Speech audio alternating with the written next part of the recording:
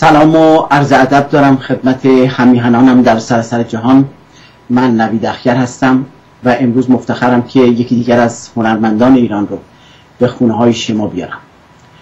امروز همکار من خانم مینا ابراهیمی در هلند نیز در این برنامه حضور دارن که با هم دیگه این برنامه رو به استحضار شما میرسونیم. حسام دانا یکی از خواننده های جوان ایران و عضو تیم ملی کشتی ایران در کانادا امروز میهمان برنامه ما هستند. آقای حسام دانا به برنامه با هنرمندان از تلویزیون میهن خیلی خوش اومدید. بفرمایید.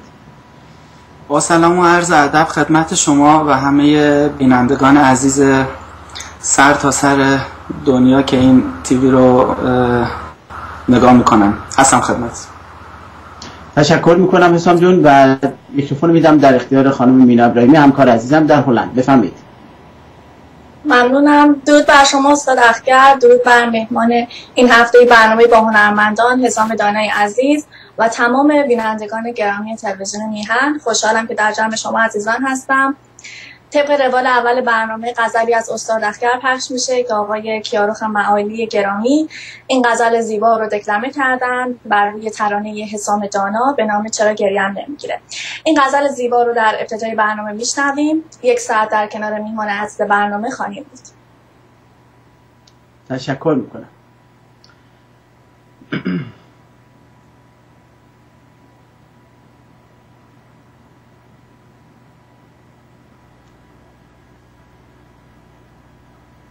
تو همراه خودت بردی تموم دل خوشی هامو، چقدر بی خاطره کردی شب خاموش رویو. نگو سوق نگه حال دلم برده. نگو هر کس پی کاری شده اما من بیده، دل را به همون خال لبت داده. نگو شیراز و سمرقند و بخارا نشنیدی، شیراز و سمرقند و بخارا نشنیدی، 100 ملک به آن خال لبت داده. نگو چه بغضی تو گلو دارم، چرا گریم نمیگیره، تو رفتی پس چرا عشقه توی قلبم نمیره، چرا گریم نمیگیره تو این شبها که داغونم، منم که بی تو جون میدم تو رو اما نمیدونم.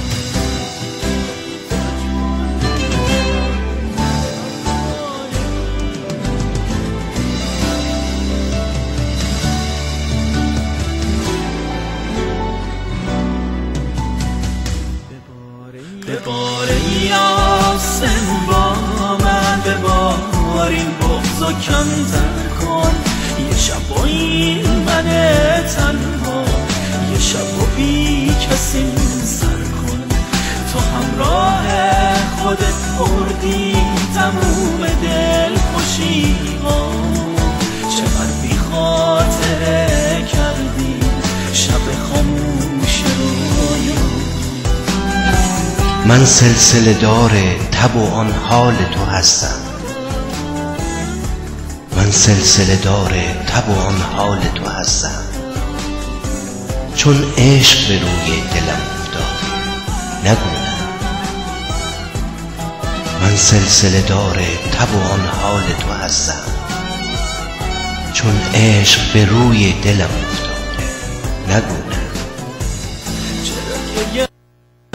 نمیگیره، چرا اشکام گریزونم، میخوام سبک شمم ما قریبن گریه ها با من، چه بغضی تو گلو دارم، چه بغض ساکت و سردی، دیگه از یاد تو رفتم میدونم بر نمیگردی.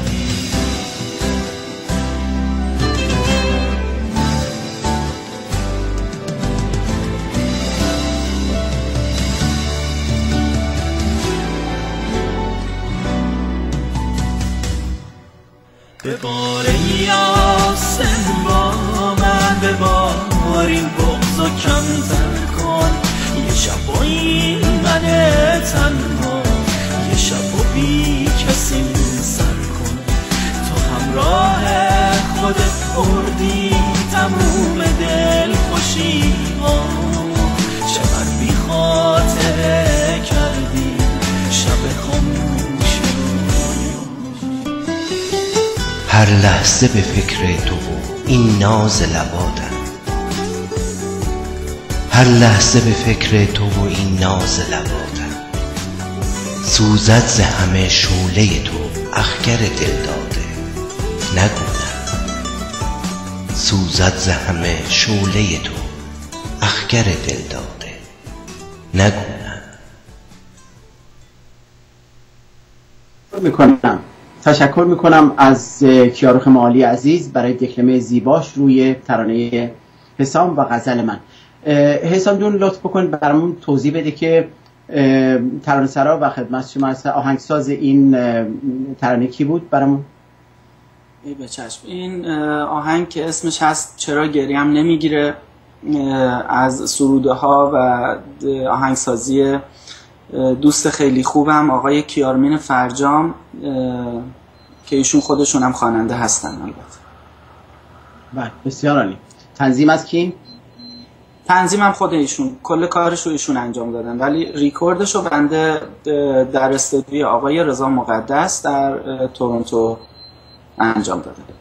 بسیار عالی. ترانه بسیار زیبایی بود. این ترانه رو بسیار دوست دارم و شنیدم که از اونهایی که ترانه رو شنیدم بسیار این ترانه زیبا دوست داشتنی است.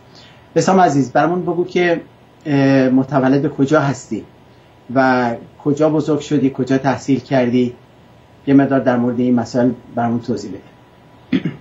بنده متولد کرمانشاه هستم، شهر کردنشین و قدمتی ایران و بزرگ شده همین خاک هستم کرمانشاه. در خدمت شما عرض کنم که تا تحصیلات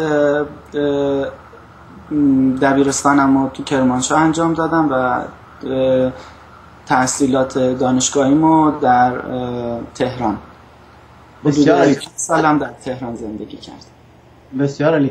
من میخواستم که تقاضا بکنم ازت که به زبان کردی کرمانشاهی به هم‌میهنانمون در کرمانشاه و در سراسر جهان، اونهایی که زبان کردی کرمانشاهی رو میشناسن، احوالپرسی داشته باشی یا یک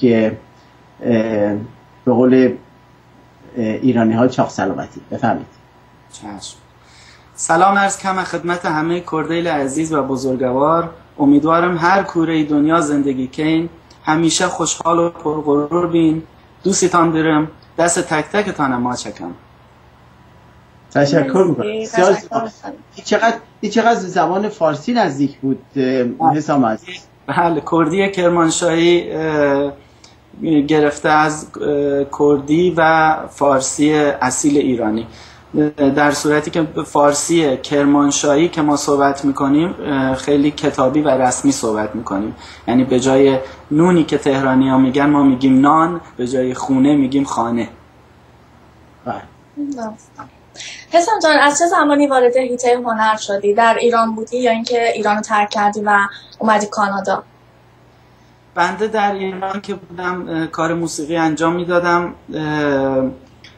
راستشو بخواین از بعد بچگی که بالاخره دایی‌ها و فامیلای من چون همه کسای هستن نوازنده هستن، ما دور هم جمع می شدیم و بزم شادی و آهنگزنی و بالاخره خوندن و اینا رو داشتیم، تا اینکه بندرم شروع کردم بعد از مدت‌ها به آموزش گیتار و سولفژ و این چیزا و در ایران شروع کردم به دادن ریکورد گرفتن آهنگ و تقدیم کردن به مردم. البته به صورت زیرزمینی چند تا آهنگ من توی ایران پخش کردم که خیلی پروفشنال نبود، ولی قسمت حرفه‌ایشو از وقتی که کانادا اومدم اولوش 4 سال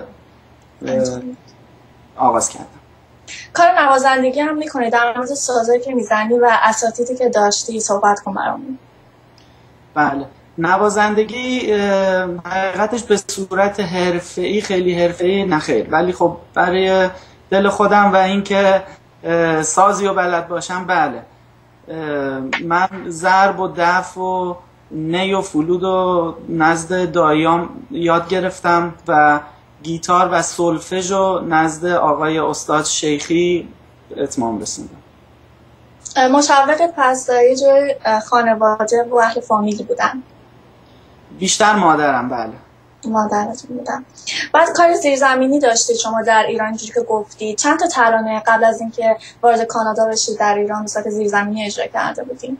من 3 تا آهنگ داشتم به اسم نفرین، گلهای خشک و با تو هستم. بله. ترانه خانمی رو میخوایم با هم بشنویم، اما قبلش در مورد آهنگساز و سراینده این ترانه برامون صحبت کن. ای به چشم. آهنگ خانمی یه آهنگ خیلی شادیه که من خودم خیلی دوستش دارم و یکی از جدیدترین آهنگای بنده است که در همین عید نوروز امسال تقدیم مردم عزیز کردم که در خیلی از سایت‌های ایرانی مثل نواهنگ، بیاتو.com، رادیو جوان و حتی فیسبوک شخصی بنده میتونن برن فری دانلود داشته باشن. آهنگسازی این آهنگو جناب آقای کیارمین فرجام انجام دادن، شعرش از خود بنده هستش و تنظیم و میکس و مسترش هم آقای رضا صادقی و با هماهنگی آقای کیارمین فرجام انجام. قبل از اینکه ترانه رو بشنویم من می‌خواستم تبریک بگم به تمام مردم اسکاندیناوی که جشن وسط تابستون رو به نام میتسومرافton جشن میگیرن. همه جا تعطیل هست و در پارک ها جمع میشن، دور درخت هایی که تزیین میکنن میرقصن و امروز رو یعنی بزرگترین و طولانی ترین روز تابستان رو که تقریبا در سوئد شب نمیشه به اون صورت که تاریک بشه و به محضی که میخواد یه مقداری هوا کدر بشه باز مجددا روشن میشه. تبریک میگم براشون، یک روز بسیار شاد و زیبا رو در میتسومرافton آرزو میکنم. اتاق فرمان بفرمایید ترانه آقای حسام دانا.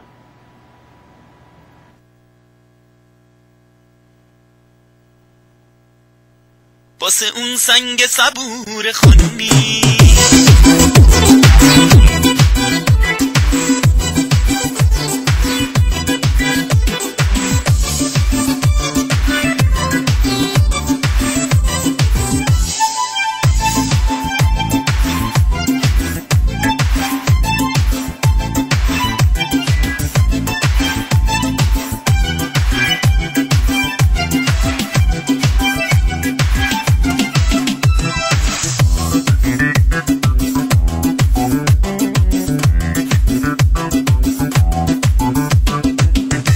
تونده تنم اسم قشنگ خانومی، توی چشمون سیاهش عشق میباره خانومی. نازنین یار منه، یار وفادار منه، وقتی از راه میرسه و عشق و میاره خانومی. بوم بوم بوم میزنه، آخ تو دلم کوب میزنه، قدمای یارمه توی دلم پا میذاره. دل و دلدار منه، یار وفادار منه، وقتی از راه میرسه و آخ دل آتش میزنه.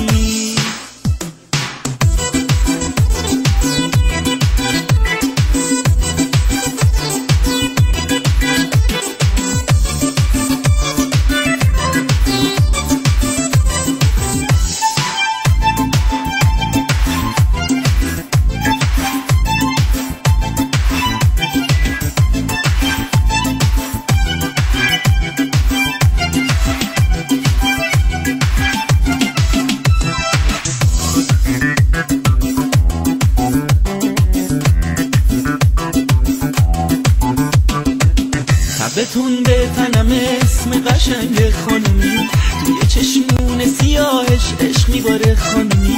نازنین یار منه، یار وفادار منه، وقتی از راه میرسه و عشق و میاره خانومی. بوم بوم بوم میزنه، آخ تو دلم کوب میزنه، قدمای یارمه روی دلم پا میذاره. دل و دلدار منه، یار وفادار منه، وقتی از راه میرسه و آخ دل آتیش میزنه.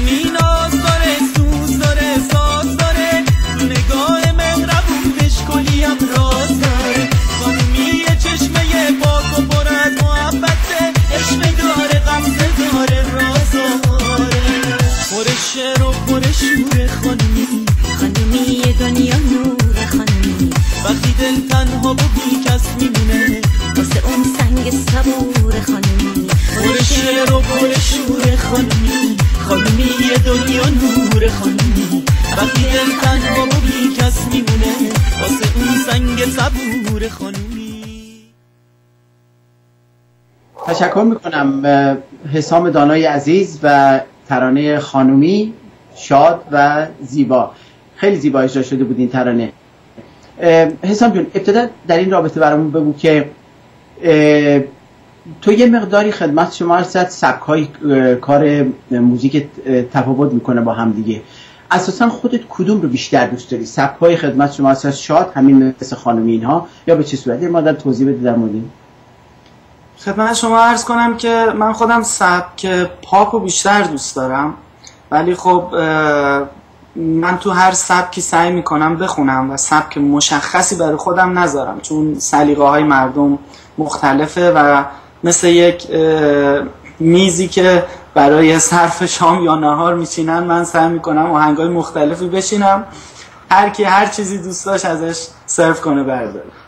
خیلی عالی، بسیار عالی. حسام جون، شما به عنوان یک ورزشکار، این رو بگم که ما چند هفته قبل یکی از دوستان ورزشکار دیگر آقای داوود زندی رو اینجا داشتیم که قهرمان تیم ملی و کشتیگیر و نیز خواننده، که باشون هم صحبت شدیم، مصاحبه داشتیم باشون و ایشون در مورد ورزشکاران ایران بسیار دردآور صحبت می‌کردن.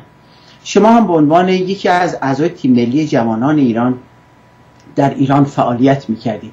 یه مقدار ابتدا در مورد این برامون بگو که شما چجوری وارد تیم ملی شدی، ورزش رو از کی شروع کردی و اینکه وضعیت ورزشکاران رو در ایران به چه صورت می‌بینی؟ بفرمایید. خدمت شما و بیننده‌های عزیز عرض کنم که بنده از 6 سالگی شروع کردم به ورزش جودو.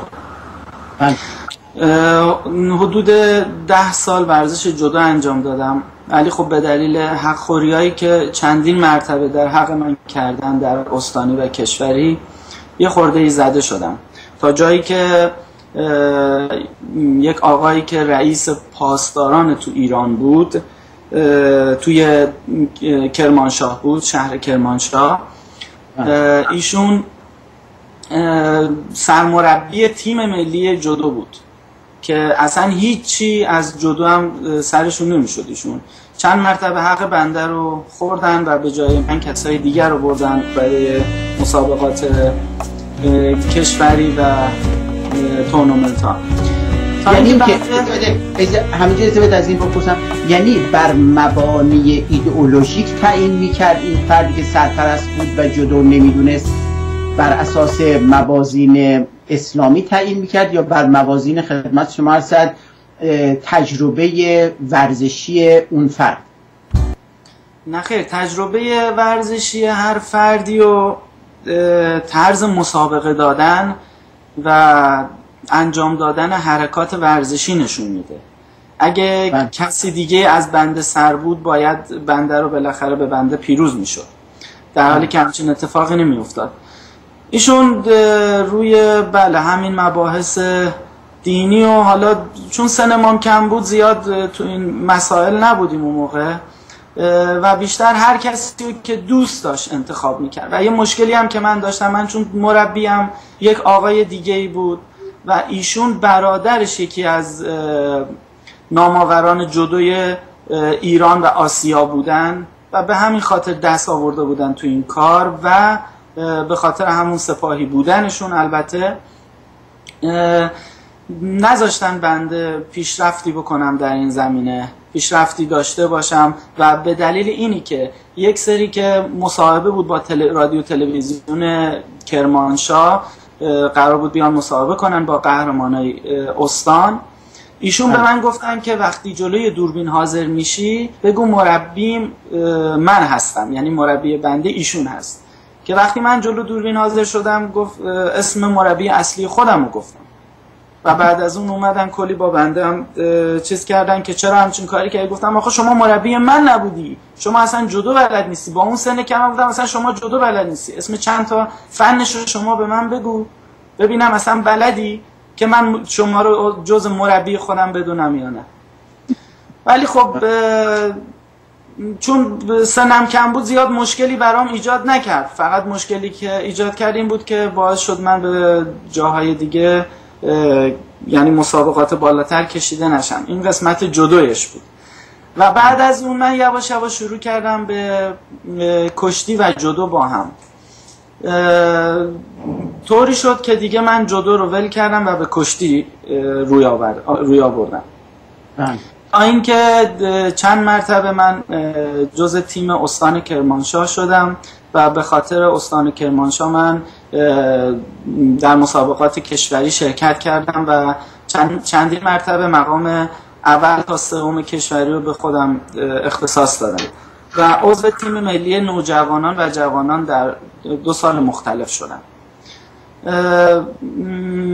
مشکلی که وجود داره و داشت اینه که فقط دنبال کسایی هستن که بر وفق منافع خودشون گام برمی دارن. مهم نیست براشون طرف استعداد ورزشی داره یا استعداد موسیقی داره یا استعداد علمی داره، فقط میخوام ببینن استعداد دینی مذهبیشون چیه، استعداد این که آیا این حکومت رو قبول دارن یا نه. اصلا براشون مهم نیست طرف بره مسابقه جهانی رد شه یا قبول شه یا مقام بیاره یا نه. بله، در واقع اون ارج و اهمیتی که باید به ورزشکار ملی داده بشه داده نمیشه متاسفانه. نه خیر، نه. شما اگه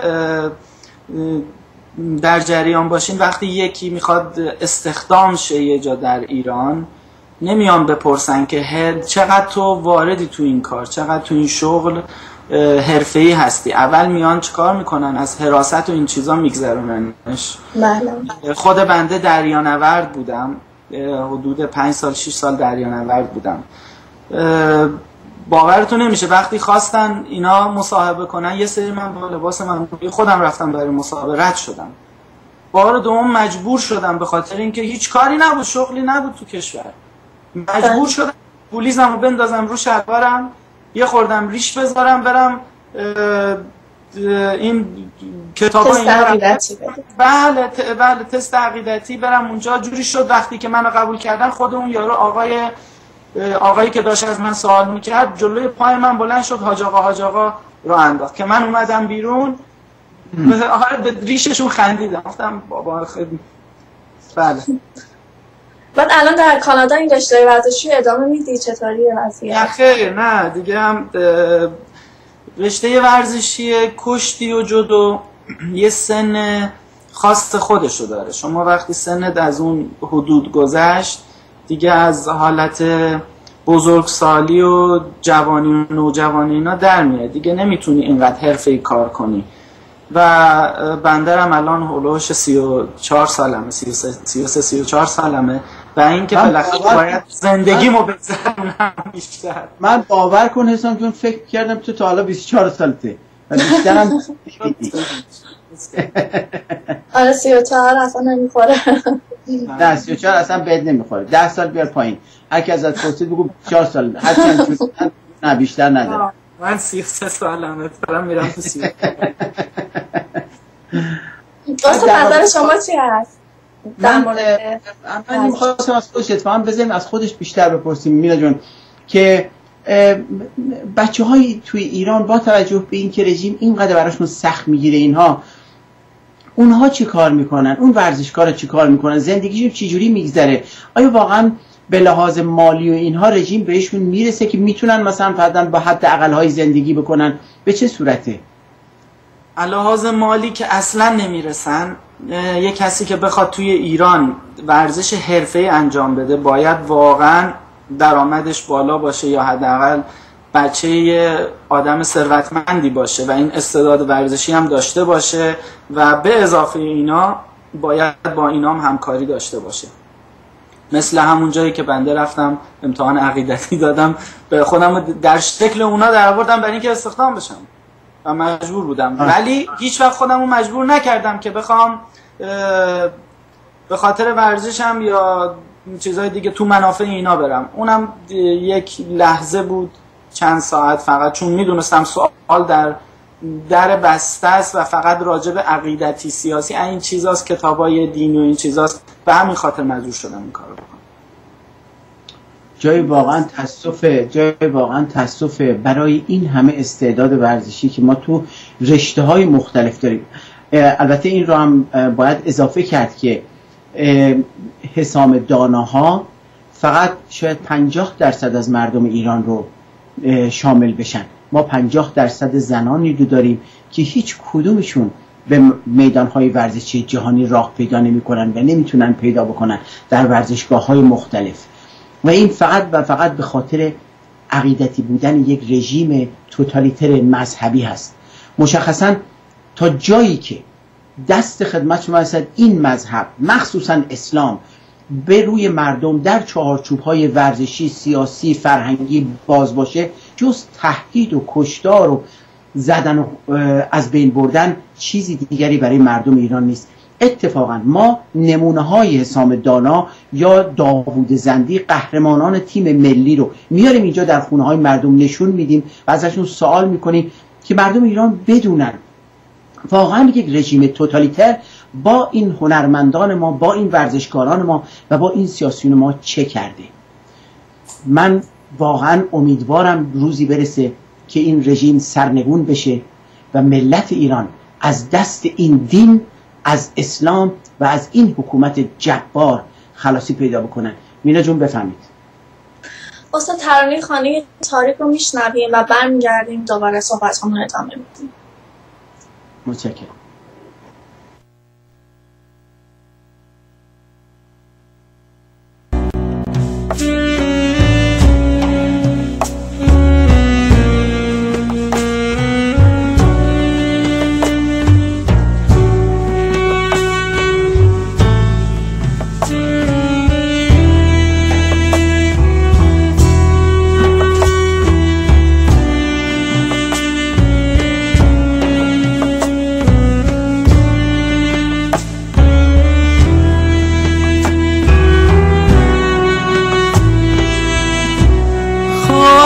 تاریک در این هوای دلگرانی،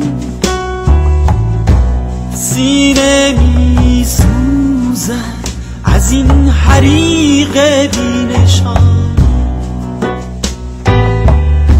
شعله می خواند به نعره در کوچه ها باز، مرگ می پیچد به خود حجاب زندگان.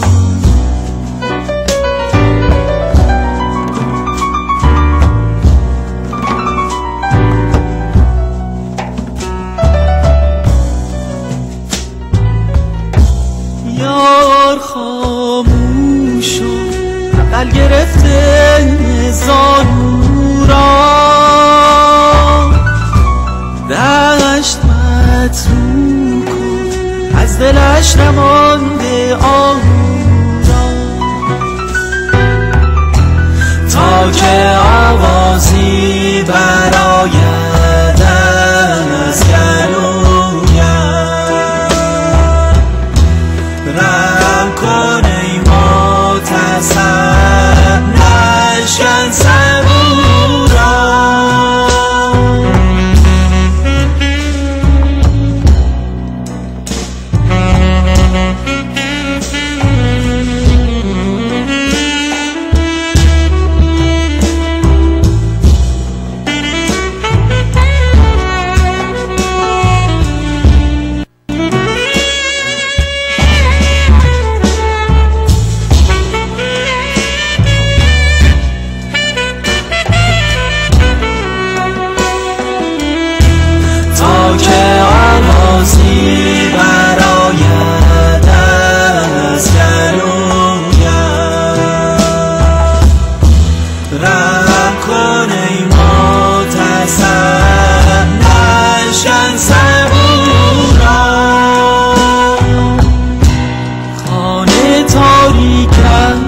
شب دیجور غمناک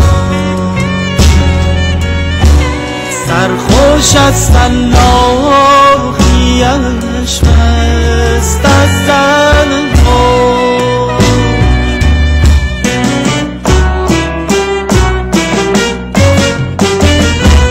یار خاموش و عقل گرفته زانو را، دشت متروک و از دلش نمانده آهورا، تا که آوازی براید از گلویم،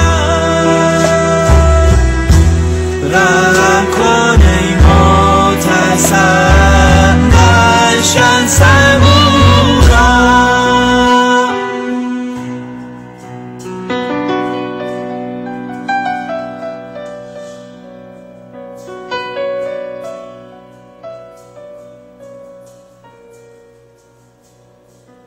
حسام جان، در مورد سبک موسیقی صحبت کن. با توجه به اینکه این ترانه خانه تاریک است خیلی متفاوت بود با ترانه‌های قبلی که ازت شنیدیم، و در مورد آهنگساز و ترانه‌سراش هم برامون توضیح بده. ممنونم. بله چشم. سبک آهنگ خانه تاریک است یک کار کلاسیکه و آهنگسازیش هم جناب آقای رضا مقدس با شعر زیبا از آقای پیام فتوحی پور عزیز انجام شده. من در 3 سبک مختلف، پاپ، کلاسیک و دنس ایرانی البته، موزیک خوندم، آهنگ خوندم که اگه سوال دیگه هستم خیلی. بله مینا جون ببخشید وسط کردم تو. این دنسی که میگی منظورت این که موسیقی رقص دیسکو یا این که میشه شاد باهاش رقصید، به چه صورتی توضیح بده در مورد همون آهنگ اولی که گذاشتین خانومی 6 و 8 رقص فارسی. من تو این زمینه 2 تا آهنگ دنس فارسی دارم و یک آهنگ دیگه به اسم بیا با من که دوستان میتونن در سایت هایی که عرض کردم برن و دانلود کنن، که اون آهنگ بیشتر کلابیه، آهنگ بیا با من. آها کلاب. حالا اگر از خودت سوال بکنیم که خودت به عنوان یک نیروی جوان موسیقی ایران کدوم سبک رو بیشتر خودت دوست داری و دوست داری در آینده روش کار بکنی، چی میگی؟ من عرض کردم خدمتتون من بیشتر سبک پاپ رو دوست دارم، ولی چون دوست دارم مردمم رو شاد کنم و بیشتر خنده رو لباشون باشه، سعی میکنم آهنگای دنس و رقصی هم براشون بخونم که شاد باشن و از این همه ظلم و ستم و غمگینی که توی مردم و ملت ما هست یه خورده حتی یه سر سوزن کاسته بشه. ممنون. حسام جان، در رابطه با هنر موسیقی از هنرمندان ایرانی که خارج از کشور هستن کمک گرفتی؟ یعنی به عنوان یک خواننده جوان بهت مشاوره و همفکری دادن؟ خدمت شما عرض کنم وقتی که من کانادا اومدم خواستم شروع کنم این کار رو به صورت حرفه‌ای، با خیلی از اساتید بزرگ ارتباط برقرار کردم، خواننده‌های بزرگ، ولی متاسفانه باید عرض کنم که هیچ کدوم کمک نکردن. بعضیاشون سنگم جلو پای بنده مینداختن، انگاری که بنده میخواستم حالا خواننده بشم، میخواستم بیام حق اینها رو بخورم یا نمیدونم چرا، چه دلیلی داره. ولی تنها کسی که بیشتر کمکم کرد آقای رضا مقدس که در کانادا هستن و آقای کیارمین فرجام که هم خودشون خواننده هستن و هم آهنگساز، البته در ایران تشریف دارن. بله. این توضیحی که الان دادی حساب جون به چه صورت بود؟ یعنی شما به افراد نامه نوشتی یا مثلا فرداً ارتباط تلفنی برقرار کردی؟ چی ازشون خواستی؟ در حد چی بود که اینها نتونستن به شما کمک بکنن؟ به چه صورت سنگ انداختن جلو پات؟ بازش کن، هیچ اشکالی نداره. اتفاقا ما میخوایم بگیم امروز دردهای جامعه، اهم از اینی که این درد در ایران گریبانمون رو گرفته یا در اینجا گریبانمون رو گرفته، توضیح بدیم، روشنش بکنیم، بیاریمش بازش بکنیم تا مردم بدونن، خود هنرمندان بدونن، ببینیم گریه کار کجاست و کجا میتونیم واقعا همدیگر رو کمک بکنیم و چرا اگر از دست اون کاری بر نمیاد انجام نمیدیم. بفرمایید. من قبل از هر چیزی، قبل از اینکه راجع به کمک خواستن راجع به موسیقی میخوام صحبت کنم، راجع به مردم ایرانی خارج از ایران میخوام صحبت کنم بیشتر.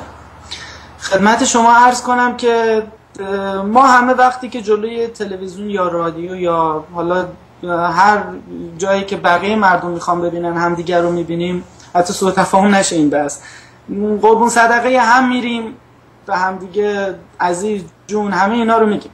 ولی متاسفانه توی شهر تورنتو و همونجور که شنیدم جاهای دیگه وقتی دو تا ایرانی همدیگر رو میبینن سایه همو با تیر میزنن. من نمیدونم دلیلش چیه، اصلا دوست ندارن با هم باشن، دوست ندارن با هم همبستگی داشته باشن، دوست ندارن کنار هم باشن. من دلیلش رو نظر شخصی خودم این میدونم، فشارهای روحی و روانی که این حکومت ظالم به مردم آورده، همه اینا به نظر من توی مردم شکل گرفته. ولی ازشون تقاضا دارم یه خورده‌ای با همدیگه مهربانتر باشن، همدیگه رو بیشتر درک کنن. ما غیر از همدیگه کیو داریم؟ اگه بخوایم همدیگه رو تیکر نکنیم، همدیگه رو حمایت نکنیم، باید دیگه کی بیاد ما رو حمایت کنه؟ بله، مردم کشورهای دیگه بیان ما رو حمایت کنن. بعد از لحاظ موسیقی هم بنده با چند تا خواننده معروف حال حاضر ایران که نمیخوام اسم ببرم، بالاخره هنرمندن، در ارتباط بودم، صحبت کردم، در فیسبوک صحبت کردم، ولی خب خیلی هاشون دنبال چیزهای دیگه بودن. یعنی هر کی صحبت میکردم فقط دنبال این بودن که اینقدر پول بیار، این کارو بکن، اون کارو بکن تا ما برات انجام بدیم. شما صدای منو بشنوین، اگه خوشتون نیومد بگین که آقا خواننده نیستی. البته الان که من احتیاجی ندارم، بازو خودم انجام دادم و آهنگامو خوندم، دارم معرفی میکنم به مردم و بعد از اینم همین کارو میکنم. این تجربیاتشون هم در اختیار شما قرار ندادم؟ نه خیر، اصلا.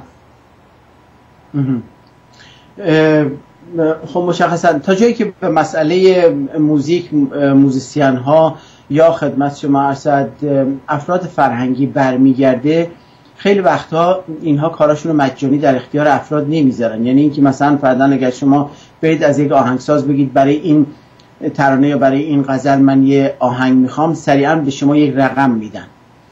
یا اگر شما عرض کنم آقای اخگر، بنده همچین درخواستی از هیچ کس نکردم که بخوان آهنگی بدون مزد به من بدن. بر فرض مثال من درخواستی که از یک خانوم خیلی حرفه‌ای و همه را میشناسین، اسمشو نمیخوام ببرم توی تلویزیون، و ایشون به عنوان اسطوره زن خواننده ایران مثلا معروف هستن، باهاشون صحبت کردم گفتم که شما چه موزیسینای خوبی میشناسین اینجا که باهاتون کار میکنن، به من معرفی کنین فقط. ایشون حتی معرفی هم نکردن به من. خب این یه مقدار برمیگرده به خصلت‌های خاصی هنرمند که تا چه حد پیش میره و تا چه حد پیش نمیره. جای تأسفه که یک نفر بخواد همچین کارایی رو بکنه. اتفاقا وقتی که ما همیشه گفتیم از تلویزیون و توی برنامه‌های فرهنگیمون و همیشه تقاضا کردیم از هنرمندان که وقتی هنرمندای جوان رو میبینی که میخوان خدمت شما مثلا وارد عرصه موسیقی یا هنر خوانندگی بشن، هم از این که ترانه میخوان، غزل میخوان، آهنگ میخوان، تنظیم میخوان، اینها رو در اختیارشون بذارید، راه رو براشون باز بکنید، اجازه بدید بیان. ببینید یک رژیم قدرقدرتی مثل جمهوری اسلامی جلو ماها وایستاده، جلو مردم ایران وایستاده. 50% از مردم ایران یعنی زنان ایران رو ممنوع کرده که اصلا وارد همچین صحنه‌هایی بشن، هم از ورزشی یا هنری. شما ببینید اصلا جامعه ایران از موقعی که محصی رو داشته، هایده رو داشته و خدمت شما هستند امثال هم، وقتی که اینا رفتن آیا تونسته جای اینا رو جایگزین بکنه، پر بکنه؟ زنی اومده جمعیت ایران 3 برابر شده از اون زمان ابتدای خدمت شما هست از سال 57 تا امروز تقریبا 3 برابر شده، از 24-5 میلیون رسیده به 75 میلیون آدم. ولی این صحنه ها همچنان خالی است به خاطر فشارهای سیاسی مستمری هست که رژیم بر روی مردم ایران و بر مخصوصا بر زنان ایران میاره. این مسائل رو اگر ما واقعا با چشم باز میبینیم، خب بر هنرمند واقعا مسئول هست که به این حداقل هایی که وارد صحنه میشن کمک بکنیم. اما از اینکه این حداقل ها موزیک میخوان، ترانه میخوان، غزل میخوان، آهنگ میخوان، تنظیم میخوان، صحنه میخوان، اینها رو بیاریم به معرفیشون بکنیم، بهشون کمک بکنیم، دستشون رو بگیریم. این در رابطه با خاص موسیقی. در رابطه با اون صحبتی که شما در رابطه با به اصطلاح برخورد ایرانی ها و همدیگه کردید، ببینید تا موقعی که باز همین رژیم قدرقدرت روی سر ما هست، ما ایرانی ها به عنوان یک دسته هوموژن نیستیم، همگون، هم فکر، هم صدا، که بیایم خدمت شما هر کی دستش دراز کرد زود دستش بگیریم، تکون بدیم و بهش یاری بکنیم. بخشی از ما واقعا دارن با رژیم کار میکنن، دارن از این رژیم پول میگیرن. از ایران طرف خدمت شما هستد برای یکی از این خانم های اینجا ترانه سرا برداشته نوشته که ایشون نمیتونه بیاد مثلا فردن با این تلویزیون کار بکنه، با اون تلویزیون کار بکنه، اینجا کار نکن، اونجا کار نکن. از ایران دستور میدن بهشون و خریدنشون اصلا اینها رو. خب شما که با اینها که نمیتونین برید وارد یه جوال بشین باشون کار بکنید. یعنی رژیم تا جایی که میتونه، اهم از اینکه تهدید بکنه، اهم از اینکه سرکوب بکنه، اعدام بکنه، یا از اینکه بخره، یا از اینکه وصل کنه اینها رو به وسیله مسائل اقتصادی یا پول یا خدمت شما هستند مبرمات دیگه، اینها رو بکشه به طرف خودش و اجازه نده اینها بیان.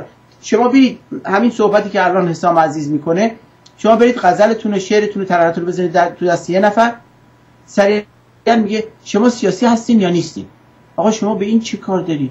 شما این غزل رو میخونی یا نه؟ میگه نه، اگر این غزل رو من بخونم باید برم ایران، خب برام دردسر میشه، منو میگیرن، من پدر دارم، من مادر دارم. میگه ماها پدر مادر نداریم. آقا اصل مطلب و اون موضوع محوری که روی تمام این مسائل هست یک نقطه و یک لغته: آزادی.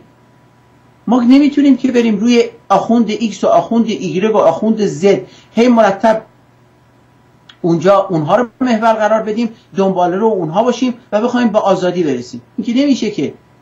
اگر محور آزادی هست، خب این رو بگیرین دستتون، بهاش هم بپردازین، قیمتش هم بپردازین، هم کمک بکنین به هم نوعتون، به موسیقی کشورتون، به فرهنگ کشورتون، و هم خدمت شما هستند به عنوان یک دسته هوموژن خودتون رو معرفی بکنید به جهان که دارید برای آزادی کشورتون کار میکنید. اگر نه تو دنبال این آخوند رفتن، دنبال اون آخوند رفتن، دو قرون از این گرفتن، دو قرون از اون گرفتن، کجای زندگی بشر رو تکون داده که خدمت شما هستند امروز شما میخواید اینجوری بکنید؟ تنها چیزی رو که شما بهش کمک میکنید با این پول گرفتن ها از رژیم به بمب اتمه، و اون بمب اتم هم روی سر خودتون خراب خواهد شد. اون سرکوب و اعدامه و اون هم روی سر خودتون خراب خواهد شد. تا موقعی که هنر ایران نتونه سینه سپر بکنه در مقابل رژیم جمهوری اسلامی، مسلم بدونید که ما هنر نداریم، ما فرهنگ نداریم، زنانمون نمیتونن وارد بشن، جوانهامون نمیتونن وارد بشن و ما عقب مونده های فرهنگی میشیم که واقعا جامعه‌ای که مثل که 100 سال پشت سر خودش داره حرکت میکنه. کی میخوایم به این نتایج برسیم؟ من تشکر میکنم از حسام عزیز که اینقدر قشنگ این مسائل رو باز میکنه و درد دلاش رو میگه. ولی خب مشخصا واقعا باید همشون دست همون بگیرن. من همینجا خواهش میکنم، من همینجا میخوام اعلام کنم هر کسی که احساس میکنه صدای خوبی داره و توی تورنتو کانادا زندگی میکنه، من حاضرم فری آموزش سولفژ رو به ایشون بدم. میتونن با پیج فیسبوک بنده در ارتباط باشن در این زمینه. آفرین، دست درد نکنه حسام جون. و من هم اعلام میکنم، همیشه هم اعلام کردم، هر کسی غزل میخواد، هر کسی ترانه میخواد، هر کسی شعر میخواد به ما مراجعه بکنه، مجانا در اختیارش میذاریم برای که کار هنریش پیش بره. احتمال داره خدمت شما عرض دستمون بسته باشه، ولی تا جایی که امکان داره بهشون کمک میکنیم تا بتونیم یکی از چرخهای فرهنگ ایران رو پیش ببریم. چه به لحاظ این که مثلا فرداً کسی بتونه آهنگ تنظیم بکنه، کسی بتونه دکلمه بکنه، کسی بتونه خدمت شما عرض موزیک بذاره، ما در اختیارش هستیم و میخوایم خدمت شما عرض این چرخ فرهنگی رو بگردیم. اتفاقا تقاضای من در رابطه با کمک هایی که هنرمندان بایستی بکنن به دیگر هنرمندان که همیشه در تلویزیون های مختلف گفتم، اینها در این تلویزیون نیز همین مسئله هست و ما امیدواریم که بتونیم با روش های جدید، با روش هایی که واقعا روش های گذشته سنتی پول درآور بازاری نیست، بتونیم خیلی از مسائل فرهنگیمون رو پیش ببریم. من تشکر میکنم، زیاد صحبت نمی کنم چون روز تعطیلم هست. بریم یکی از کارهای دیگه حسام دانای عزیزمون رو بشنویم. خانم مینا چه ترانه‌ای باید پخش بکنیم؟ چرا گریم نمیگیره رو پخش میکنم. چرا گریم نمیگیره رو میشنویم. برمیگردیم به استودیو، با ما باشید.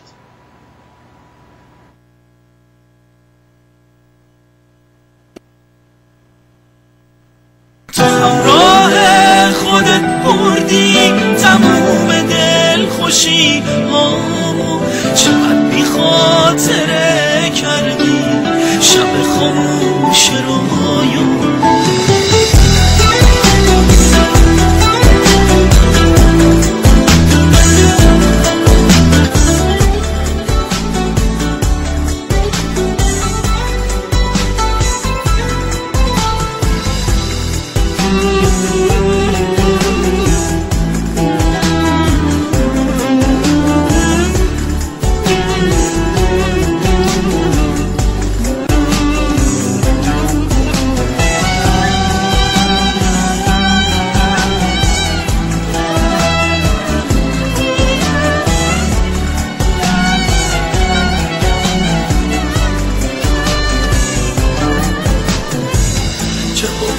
تو گلو دارم چرا گریم نمیگیره، تو رفتی پس چرا عشقت توی قلبم نمیره، چرا گریم نمیگیره تو این شبا که داغونم، منم که بی تو جون میدم تو رو اما نمیدونم.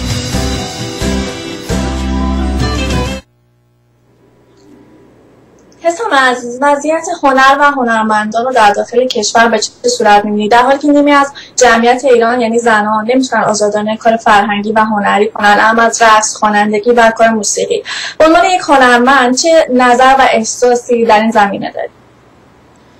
خب زنان کشور ما صداهای خیلی زیبایی دارن و این خیلی تأسف‌باره برای من که خانوما نمیتونن داخل ایران همچین فعالیتی داشته باشن و الا مثلا خواننده های خوب مثل هایده و مهستی مگه کم هست داخل ایران؟ به خدا هست، خانومای ما خیلی خوب میخونن ولی خب به خاطر یه سری مشکلاتی که اینا آفریدن برای ما، برای این که میگن شنیدن صدای زن برای مردا حرام است، من نمیدونم والا دیگه چه چیزی باید الان گفته بشه اینجا. وضعیت خواننده های داخل ایران بلخص خانم ها مشخصه دیگه داخل ایران. بفرمایید استاد. میخواستم بگم که دین اسلام و قرآن در سوره نور میگه زن عورته، باید پوشیده بشه. وقتی که میگه زن عورته باید پوشیده بشه و کنار خونه میذارتش، هر کسی که معتقد به این سوره و به این قرآن باشه نوع برخوردش غیر از این نمیتونه به زن باشه. وقتی در سوره بقره میگه که زن کشزار مرده، یا در سوره نساء میگه زن رو باید روزی چند دفعه بزنی، این تئوریا رو وقتی به دست مرد میده، از یک طرف به دست آخوند که میده 100 برابر بدتر به سر زن میارن. چرایی اینی که خدمت شما زن ایرانی نمیتونه در صحنه فرهنگی، هنری یا ادبی یا خدمت شما اصلا بین المللی حاضر بشه و حضور پیدا بکنه. این ما به تک نمودها کار نداریم که خودشونه میکشن تا اینکه خدمت شما اصلا بیان یه دونه شعر بخونن یا یک خدمت شما اصلا گام کوچیک فرهنگی یا هنری یا غیر ذالک بردارن.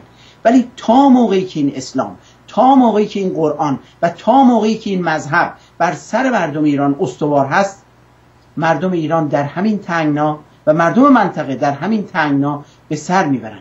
راه رهایی مردم ایران رسیدن به یک جامعه سکولار، رسیدن به یک دولت سکولار، دولتی که اساساً هیچ خاصیت ایدئولوژیک نداشته باشه که بتونه اون خاصیت ایدئولوژیک رو بر سر مردم پیاده بکنه و اونها رو در انحصار اون به اصطلاح محدوده خودش قرار بده. ملت ایران بایستی آزاد بشه، آزاد و رها از قید و بند این مذهب عقب مونده ارتجاعی مضحک که تمام مردم منطقه و مردم ایران رو به بند کشیده. و این فقط در این رابطه صورت میگیره که مردم ایران همگون با همدیگه در رابطه با یک نقش و اون آزادی کار بکنن، دنبال آخوند نرن. بفرمایید عزیزم، شما می‌خواستید چیزی بگید؟ خواهش میکنم. من البته این عقیده جناب عالیه و من هیچ کس هم نمیتونه عقیده‌اش رو به کس دیگه تحمیل کنه، ولی من راجع به عقاید مردم هیچ نظری ندارم و هیچ صحبتی هم نخواهم کرد. آزادی باید همه جا آزادی باشه. وقتی یکی حالا مسلمان، مسیحی، هرچی هست یا هرچی نیست، این نظر شخصی بنده است، اون میتونه داشته باشه همچین دین خودشو. ولی اینی که بخوان دینو با دولت، با رژیم یکی کنن، بله این حرف شما درسته. نباید دین داخل جامعه دولت بشه، داخل جامعه بشه و تحمیل بشه به مردم. دقیقاً. درسته. ممنونم حسام جان از اینکه نظرتو گفتی. ترانه اشکم داره میریزه رو با هم گوش میکنیم با توجه که زمان برنامه کمه، دوباره برمیگردیم.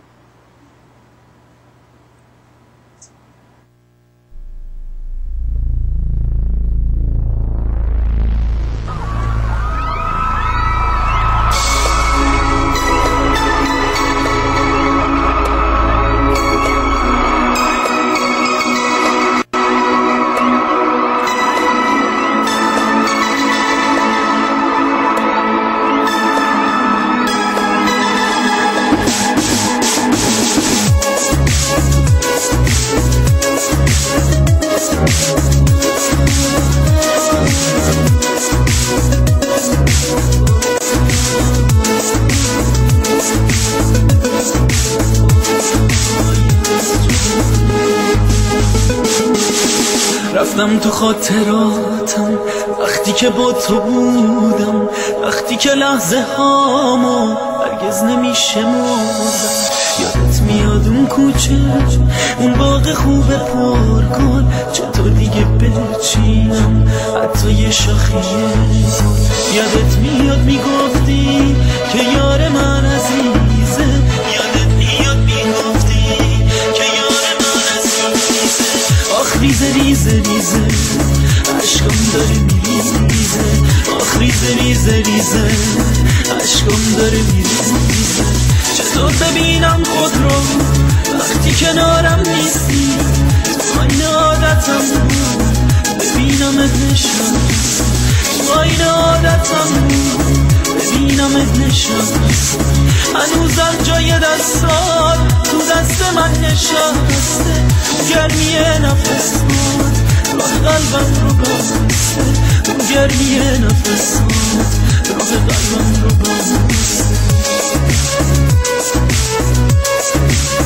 حسام جان، در حال حاضر کار جدید در دست اجرا چی داری و برای رشد و تکامل کاری هنری چه برنامه‌هایی داری؟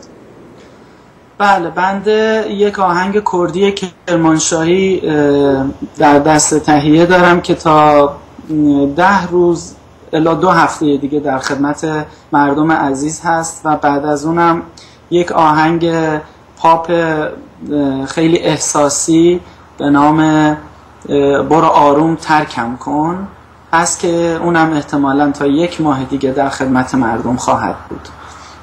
و برای تکمیل کارهام من سعی میکنم از این به بعد بیشتر تک آهنگ بیرون بدم تا آلبوم. فکر کنم اینجوری بهتر باشه. تشکر میکنم حسام عزیز که در این برنامه حضور پیدا کردی، که کنار ما بودی. آرزوی موفقیت و کامیابی برات دارم. تشکر میکنم از استاد اخگر و همه بینندگان عزیز. هفته آینده کنار شما هستیم با مانکن سرشناس ایرانی خانم آوا رجبی. در مورد مد، مدلینگ و برندهای مختلف باشون صحبت میکنیم. میکروفون در اختیار شما قرار میدم برای صحبت‌های پایانی و در آخرم ترانه آخر قصه رو با هم گوش میکنیم به عنوان تم پایانی. تشکر میکنم مینا جون از همکاریت بسیار زیبا. برنامه رو اجرا میکنی و خوشحال بودم و خوشحال هستم که حسام دانای عزیز امروز با ما بود و تونستیم خدمتش و کارهای زیباش رو بشنویم. امیدوارم در آینده باز نه چندان دور حسام رو در برنامه‌مون داشته باشیم با کارهای جدیدش که بتونیم این کارها رو به خونه‌های مردم ایران در سراسر جهان ببریم. من هم از حضورتون خداحافظی میکنم و براتون یک تابستون بسیار زیبا و شاد رو آرزو میکنم تا جمعه آینده ساعت 8 شب به وقت اروپا تا ساعت 11 صبح به وقت آمریکا، ساعت 14 به وقت کانادا و ساعت 22:30 به وقت ایران. با امید دیدار، خداحافظ.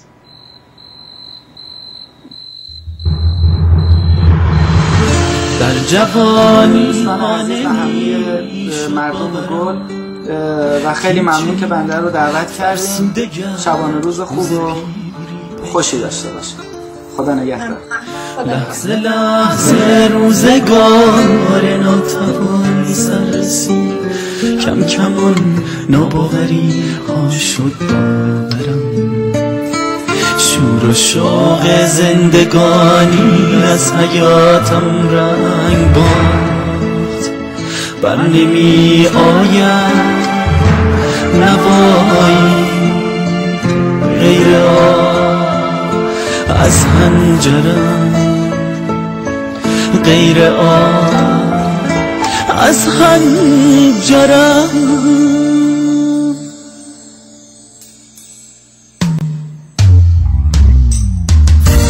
ریشه امیدها خشکیده در کانون دل، عشقم دیگر نمی جوشد ز چشمان ترم،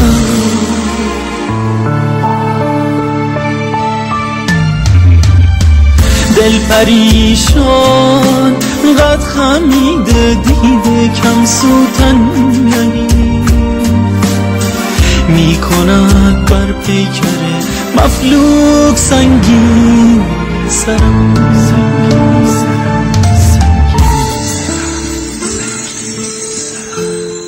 توی مرهم تنهایی، بیا